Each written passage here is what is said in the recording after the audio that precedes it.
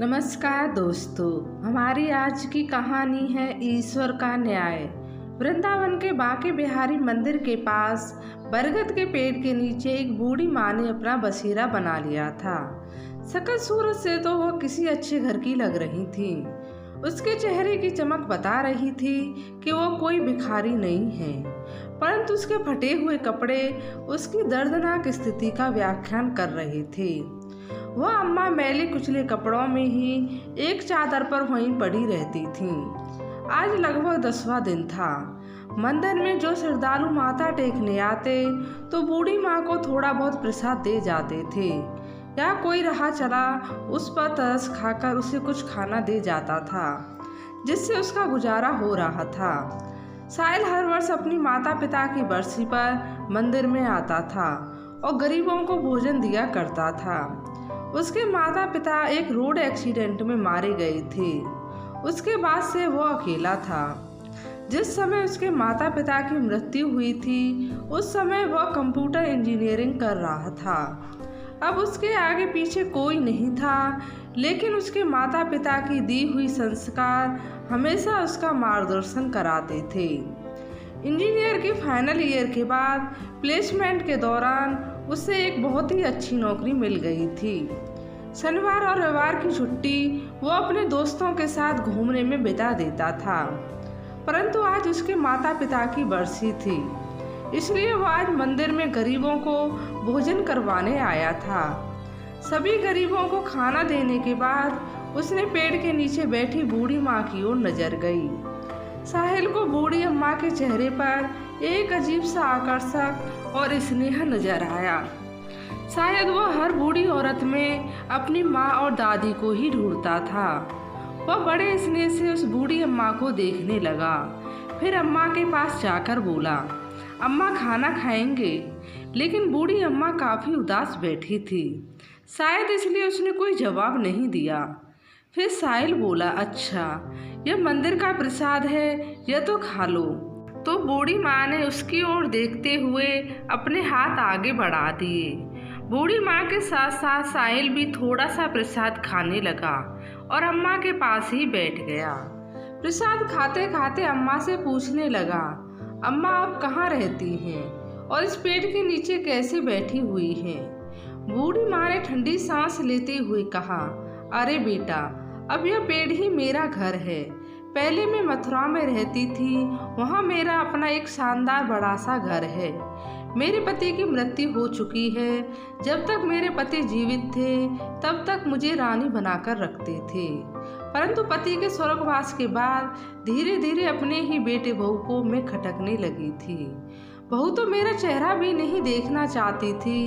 एक दिन मेरा बेटा मुझसे बोला, चलो अम्मा, आज तुम्हें वृंदावन घुमाकर लाता हूँ। बांके बिहारी के मंदिर चलते हैं और दर्शन कर आते हैं। मेरा बेटा मुझे अपनी कार में बिठाकर लाया था और मुझे इस मंदिर के किनारे बिठाकर यह कहकर चला गया कि कुछ ज़रूरी काम से जा रहा हूँ, 2 घंटे लग जाएंगे आने में। मैंने तो बेटे से कहा था कि मुझे भी साथ ले चल, परंतु वह नहीं माना। देखते देखते आज 10 दिन हो गए हैं। इंतज़ार करते करते मेरी आंखें पथरा गई हैं, परंतु ना तो मेरा बेटा आया और ना ही उसकी कोई खबर। अब मैं समझ चुकी हूँ कि मेरा बेटा यहाँ मुझे क्यों लेकर आया था, क्योंकि उसकी पत्नी मुझे बिल्कुल भी पसंद नहीं करती थी। इसलिए मुझसे छुटकारा पाने के लिए मुझे यहाँ कान्हा जी की शरण में छोड़कर चला गया। कहते कहते बूढ़ी माँ की आंखें नम हो गईं और चेहरा मुरझा गया। साहिल के मन में उसकी स्वर्गवासी दादी, उसकी माँ की छवि दोनों एक साथ उभर आईं। उसकी आंखों में आंसुओं की बूंदें छलक उठीं। गरीबों को बांटने के बाद जो खाना बचा था उसने झट से निकाला और बूढ़ी अम्मा की चादर पर रख दिया। एक निवाला तोड़ा और माँ के मुंह में डाला और खुद भी खाने लगा। उसे ऐसा एहसास हो रहा था कि मानो वो अपने किसी परिवार के सदस्य के साथ खाना खा रहा हो। अम्मा के साथ कुछ देर हुई बैठकर बातें करता रहा। अपने माता पिता की मृत्यु के बाद वो एकदम अकेला सा पड़ गया था, इसलिए वो अपने घर में रहना ज़्यादा पसंद नहीं करता था। किसी किसी दिन तो वो अपने घर में कदम तक नहीं रखता था। दोस्तों के साथ घूमकर अपने दर्द को कम करने की कोशिश करता था। परंतु वह जब बूढ़ी माँ से थोड़ी देर के लिए उनसे बातचीत की तो उसे एक अपनापन सा महसूस हुआ। उसने अम्मा से पूछा, अम्मा क्या आप मेरे साथ मेरे घर पर चलोगी? बूढ़ी माँ ने कहा, बेटा जब मेरा अपना खून मेरा अपना बेटा ही जिसे मैंने जन्म दिया और पाल पोस कर बड़ा किया, जब वो मुझे नहीं रख सका तो तुम मुझे अपने घर ले जाकर क्या करेगा? जब मेरा अपना बेटा ही मेरा ना रहा तो मैं दूसरों से क्या उम्मीद लगाऊंगी? रहने दो बेटा, मैं यहीं बांके बिहारी की शरण में रहकर अपना जीवन जैसे तैसे गुजार लूंगी। फिर साहिल बोला, अम्मा मेरे माता पिता एक सड़क दुर्घटना में स्वर्गवासी हो गए और मैं इस दुनिया में बिल्कुल अकेला रह गया हूँ। अब मेरे घर में मेरे अलावा और कोई नहीं है। आपका बातचीत करने का ढंग मेरी दादी से बिल्कुल मिलता जुलता है। आपको देखकर मुझे मेरी दादी याद आती है। यदि आप मेरे साथ रहेंगे तो मुझे बहुत अच्छा लगेगा। यकीन मानो मुझे कोई दिक्कत नहीं होगी। दिन भर के काम के बाद जब घर लौटूंगा तो कम से कम देखने के लिए आपकी सूरत तो होगी। आपसे अगर हो सके तो मेरे लिए खाना बना दिया करना और घर की देखभाल कर लेना। आपको भी रहने के लिए घर मिल जाएगा और मुझे भी अपनी माँ और दादी के प्यार की ठंडी छांव मिल जाएगी। तभी अम्मा ने कहा, बेटा तुम भावनाओं में बहकर यह बातें कर रही हो, परंतु मुझे मालूम है कि 2 दिन में ही मैं तुम्हें बोझ लगने लगूंगी और फिर तुम भी मुझे निकाल दोगी। ना बाबा ना, मैं यहीं अच्छी हूँ अपने बांके बिहारी की शरण में। अम्मा क्या किसी को अपने माता पिता भी बोझ लगते हैं? हाँ, दुनिया में कुछ लोग ऐसे हो सकते हैं परंतु सारे तो नहीं। अम्मा जिसके सर से माँ बाप का साया हट जाता है वो कितना अकेला रह जाता है, मुझसे बेहतर कौन जानता होगा। मेरी दादी भी आपकी तरह ही बहुत प्यारी थी और माता पिता ने उनका बहुत ख्याल रखा था, परंतु आज मेरे घर में कोई नहीं है। मुझे मेरी माँ और दादी की बहुत याद आती है। मैं विश्वास दिलाता हूँ कि मैं आपको कभी भी बोझ नहीं समझूंगा। गहरी सांस लेते हुए साहिल बोला तो अम्मा का गला भी अवरुद्ध हो गया। उसकी आंखों में आंसू आ गए। अम्मा कुछ बोल ना सकी। साहिल ने अम्मा का हाथ पकड़ा और बोला, चलो अम्मा अब ज़्यादा मत सोचो, रात होने वाली है, अब अपने घर चलेंगे। साहिल ने जैसे ही अम्मा का हाथ पकड़ा तो अम्मा ने उसके चेहरे की ओर देखा। साहिल की आंखों में अम्मा को सच्चाई नजर आ रही थी। उन्हें लगा शायद कान्हा जी ने ही साहिल को उसके पास भेजा है।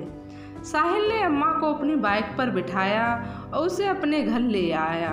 इस घटना को आज 4 महीने हो चुके थे। साहिल अब नियमित समय पर घर लौट आता था और अम्मा उसके लिए खाना बनाकर उसके आने की प्रतीक्षा करती थी।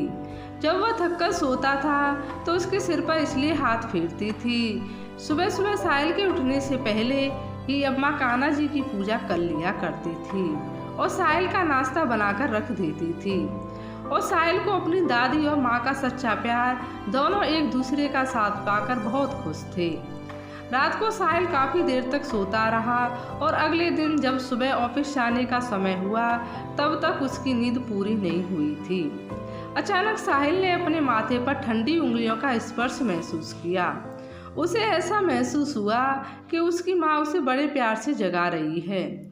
दोबारा जब वही स्पर्श उसने अपने चेहरे पर महसूस किया तो वो नींद से जाग गया। उसने आंखें खोली तो सामने देखा कि अम्मा पूजा करने के बाद खुशबू भरे हाथों से उसके माथे और बालों को सहला रही थी, जैसा उसकी माँ हमेशा किया करती थी। साहिल ने अम्मा का हाथ अपने हाथों में लेकर अपने होठों से चूमा और वापस उसे हाथ को अपने माथे पर रख दिया और बोला, अम्मा आपका आशीर्वाद मुझे जीवन भर के लिए चाहिए। अम्मा ने आंखें बंद करके कान्हा जी को धन्यवाद दिया कि उन्होंने उसे साहिल से मिलाया और फिर बोली, बेटा ऑफिस जाने का समय हो गया है। फिर साहिल बोला, अम्मा मैंने अपने दोस्तों के साथ मिलकर एक छोटी सी फैक्ट्री खोलने का फैसला लिया है। आज मैं ऑफिस नहीं जाऊंगा, बस आज फैक्ट्री की शुरुआत करनी है। आज 11 बजे हम फैक्ट्री की पूजा करेंगे और वह पूजा आपके हाथों से ही होगी। आप तैयार रहना। यह सुनकर अम्मा बड़ी खुशी से बोली, बेटा तुमने बिल्कुल सही फैसला लिया है।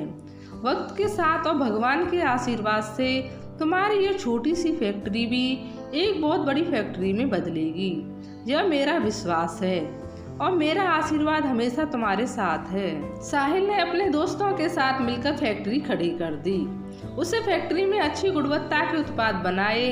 उन सभी लोगों की मेहनत के कारण फैक्ट्री की प्रगति बड़ी तेजी से हो रही थी।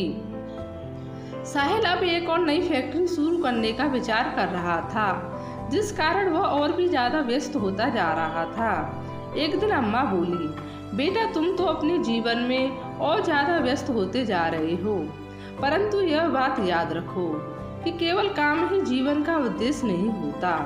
तुम्हें काम के लिए भी एक सहारे की आवश्यकता है। क्यों ना एक अच्छी सी लड़की ढूंढकर तुम्हारी शादी कर दी जाए। अम्मा की बात साहिल को भी उचित लगी और बोला, अरे हाँ अम्मा, अपनी जिंदगी में मैं इतना व्यस्त हो गया हूँ कि कभी इस बारे में बातचीत करने का समय ही नहीं मिलता। अम्मा एक बात कहूँ, मेरी निगाह में एक लड़की है ज्योति, जो मुझे बहुत पसंद है, लेकिन मैंने उससे कभी बात नहीं की इस बारे में। ज्योति साहिल की माँ की सहेली की बेटी है, जो पढ़ाई पूरी करने के बाद इस शहर में नौकरी कर रही थी। साहिल की उससे मुलाकात कभी कभार हो जाती थी। साहिल को ज्योति का स्वभाव और बातचीत करने का तरीका बहुत अच्छा लगता था। अम्मा साहिल के साथ ज्योति के घर गई, उसके माता पिता से बातचीत की और साहिल और ज्योति की शादी का प्रस्ताव दिया। ज्योति के पिताजी ने तुरंत हाँ कर दी। बस फिर क्या था, कुछ ही दिनों बाद साहिल ज्योति को दुल्हन बनाकर अपने घर ले आया। ज्योति अम्मा के गोद से बहुत प्रभावित हुई। जितना प्यार साहिल अम्मा से करता था, उससे कहीं ज्यादा लगाव ज्योति को अब अम्मा से हो चुका था। ज्योति हमेशा सोचती कि ना जाने अम्मा उसके दिल की हर बात को कैसे जान लेती है और कैसे उसकी हर चाहत को उसकी कहीं बिना पूरा कर देती है। समय बीतने लगा और साहिल के घर में 2 जुड़वा बच्चों ने जन्म लिया, एक बेटा और एक बेटी। साहिल का घर तो जैसे खुशियों से भर उठा। अम्मा जी अब सही मायने में दादी बन चुकी थीं। अब उनकी मुख्य जिम्मेदारी साहिल और ज्योति नहीं, बल्कि अम्मा के पोता और पोती हो गए थे। अब अम्मा का बिस्तर अपने पोता पोती के कमरे में लगा दिया गया था, ताकि वे दोनों अम्मा के छांव में रहें और उनके संस्कारों के साथ पले बढ़ें। बिना दादी के तो दोनों बच्चे एक समय का खाना तक भी नहीं खाते थे। जब भी बच्चे मम्मी पापा के साथ कहीं जाते तो जिद करके दादी को हमेशा अपने साथ लेकर जाते थे। ज्योति और साहिल भी अपने दोनों बच्चों की जिम्मेदारी अम्मा को देकर बिल्कुल बेफिक्र हो चुके थे। ज्योति अपने पति साहिल के साथ उसके काम में पूरी मदद करती थी। साहिल को भी ज्योति के रूप में बहुत अच्छा जीवन साथी मिला था, जिस कारण उसकी फैक्ट्री अब नई ऊंचाइयों को छू रही थी। उसकी फैक्ट्री की शाखाएं अब देश के अलग अलग शहरों में स्थापित हो चुकी थीं। उधर अम्मा का बेटा निशांत, जो अम्मा को दर दर की ठोकर खाने के लिए छोड़कर चला गया था, रह रहकर अपराध बोध से ग्रसित हो रहा था। अपने निष्पाप और निरपराध माँ के साथ किया गया व्यवहार पल पल उसे कचोट रहा था। आने वाले हर पल के साथ उसका अपराध बोध बढ़ता ही जा रहा था। अपने घर के झगड़ों से दुखी होकर और अपनी पत्नी के साथ सुखी जीवन जीने की चाह में उसने अपनी माँ का त्याग कर दिया था। परंतु उस दिन के बाद से उसका अंतर्मन हाहाकार कर रहा था, जिसे वह किसी से भी नहीं कह पा रहा था। अब उसके घर में केवल उसकी पत्नी का ही एक छत्र राज था। अब वह अपनी मर्जी के अनुसार खर्च करती थी और दुकान में से मनमर्जी का पैसा निकालती थी। परंतु व्यवसाय से लगातार पैसा निकालने के कारण उसका जमा जमाया व्यवसाय, जो कि उसके पिता के द्वारा खड़ा किया गया था, घाटे में जाने लगा, जिसके कारण अंततः उसे दुकान बंद करनी पड़ी। दुकान बंद करने के बाद कुछ दिन बड़ी कठिनाइयों में गुजरे। अब निशांत और उसकी पत्नी को आटे दाल का भाव मालूम पड़ने लगा। फिजूल खर्ची तो दूर की बात थी, अब उनके पास घर खर्च और बच्चों की आवश्यकता पूरी करने के लिए भी पैसा नहीं था। निशांत का एक मित्र जो एक बड़ी कंपनी में कार्यरत है, उसने अपनी सिफारिश पर उसकी अपनी कंपनी में ही नौकरी लगवा दी और इस तरह निशांत के जीवन की गाड़ी थोड़ी थोड़ी चलने लगी। निशांत कंपनी में बहुत मन लगाकर काम कर रहा था, जिस कारण उसे फैक्ट्री में बहुत मान सम्मान मिलने लगा। अब वह फैक्ट्री का एक महत्वपूर्ण कर्मचारी बन चुका था। निशांत की कंपनी में स्थापना दिवस पर वार्षिक महोत्सव मनाया जाना था और सभी कर्मचारियों को उनकी काबिलियत के आधार पर पुरस्कार वितरित किए जाने थे। निशांत को अपनी मेहनत और योग्यता के आधार पर पुरस्कार दिया जाना था, जो कि उसकी कंपनी के मालिक के द्वारा दिए जाना था। नियत तिथि पर पुरस्कार वितरण समारोह शुरू हुआ और यह पहली बार था कि जब कंपनी का मालिक अपने सभी फैक्ट्री कर्मचारी के साथ रूबरू हो रहा था। आज का दिन निशांत के लिए बहुत खास था। मैनेजिंग डायरेक्टर अपनी पत्नी और माँ और बच्चों के साथ समारोह में आए थे। जब समारोह शुरू हुआ और पुरस्कार वितरण के लिए कंपनी के डायरेक्टर साहब से अनुरोध किया गया, तो वो स्टेज पर आए और वो कहने लगे कि आज हमारी कंपनी के लिए एक बहुत बड़ा दिन है, परंतु आज हमारी कंपनी जो भी स्थिति में है वो केवल और केवल हमारी अम्मा जी के आशीर्वाद से है। अम्मा जी की प्रेरणा ना होती तो ना तो आज यह कंपनी होती और ना ही मैं इस पद पर होता। इसलिए पुरस्कार वितरण करने के लिए मैं अम्मा जी को बुलाना चाहूँगा। अम्मा जी कृपया आप स्टेज पर आएं और अपने हाथों से सभी योग्य कर्मचारियों को पुरस्कार वितरण कीजिए। साहिल के बुलाने पर अम्मा स्टेज पर पहुंची। उनकी आंखों से अश्रुधारा बहने लगी। कर्मचारियों के नाम अनाउंस किए गए और अम्मा उन्हें एक एक करके पुरस्कार देती गई। तभी एक नाम की अनाउंसमेंट हुई, जिसे सुनकर अम्मा जी के चेहरे पर ना जाने कितने भाव एक साथ आ गए। नाम पुकारा गया, निशांत मिश्रा। सामने से आने वाला व्यक्ति भी कोई जाना पहचाना लग रहा था। अम्मा ने ध्यान से देखा तो सचमुच वह उनका बेटा ही था, निशांत मिश्रा, जो उन्हें तीर्थ यात्रा का झांसा देकर बड़ी ही बेदर्दी से छोड़ गया था, जिसे उसके बाद अपनी माँ का ख्याल तक नहीं आया। अम्मा सोचने लगी कि अब तक तो वो शायद में तड़प तड़प कर मर गई होती यदि मेरा बेटा साहिल मुझे ना ले जाता। प्यार और नफरत के भाव एक साथ अम्मा के चेहरे पर उभर आए। अम्मा को ऐसा महसूस हुआ कि जैसे दुनिया बड़ी तेजी से घूम रही हो। बड़ी मुश्किल से उन्होंने स्वयं को संभाला और किसी अपरिचित की तरह निशांत को पुरस्कार थमा दिया और अपना मुंह दूसरी तरफ फेर लिया। निशांत ने ध्यान से देखा कि पुरस्कार देने वाली महिला कोई और नहीं, उसकी अपनी माँ थी। देखते ही देखते उसके पसीने छूटने लगे और अपनी माँ के पैरों में गिर पड़ा। उसे विश्वास नहीं हो रहा था कि उसकी माँ, जिसे उसने दर दर की ठोकर खाने के लिए छोड़ दिया था, आज इतने बड़े साम्राज्य की मालकिन है। निशांत ने अपनी माँ से हाथ जोड़कर माफ़ी मांगी और कहा कि माँ, अब आप मेरे साथ चलेंगे, अपने घर चलेंगे। कैसा घर, कैसी माँ? मेरा बेटा तो उसी दिन मर चुका था, जिस दिन वो मुझे मंदिर के बाद छोड़कर चला गया था। आज ना मैं तुम्हारी माँ हूँ, ना ही तुम मेरे बेटे हो। कहकर अम्मा जी पुरस्कार वितरण को बीच में ही छोड़कर अपनी कुर्सी पर जाकर बैठ गईं। निशांत माफ़ी मांगता रहा, लेकिन अम्मा ने उसकी तरफ देखा तक नहीं और साहिल के साथ घर वापस चली गईं।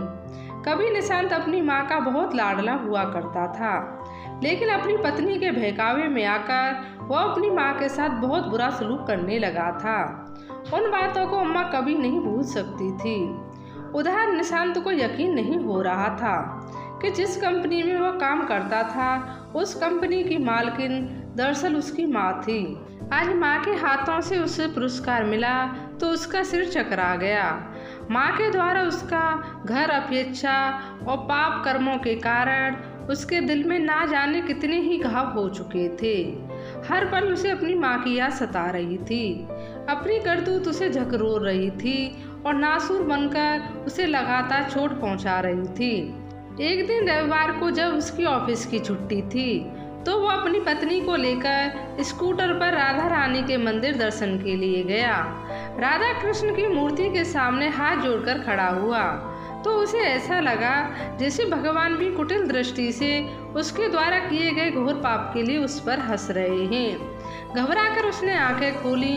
पूजा पाठ करके मंदिर से आते हुए अपराध बोध के कारण उसकी मानसिक स्थिति बिगड़ी हुई थी, जिस कारण उसे सामने से आता हुआ ट्रक नजर नहीं आया और तेज धमाके के साथ स्कूटर ट्रक से टकरा गया। वे दोनों बुरी तरह से घायल हो गए। निशांत की स्थिति गंभीर बनी हुई थी। उसके पैर की हड्डी टूट चुकी थी और उधर उसकी पत्नी रीना को पैरालिसिस हो चुका था। वह उठने और चलने में असमर्थ थी। जब उसे होश आया तो दहाड़े मारकर रोने लगी। अब घर पर भी दोनों बच्चों की देखरेख के लिए कोई नहीं था। रीना के मायके से उसके भाई भाभी उसका पता करने के लिए आए, परंतु थोड़ी देर हालचाल पूछकर वे दोनों चलते बने। निशांत के दोस्त ने सारी घटना की जानकारी कंपनी के मालिक साहिल को दी। जब साहिल फोन करके उससे बात कर रहा था तो अम्मा वहीं बैठकर उसके साथ चाय नाश्ता कर रही थीं।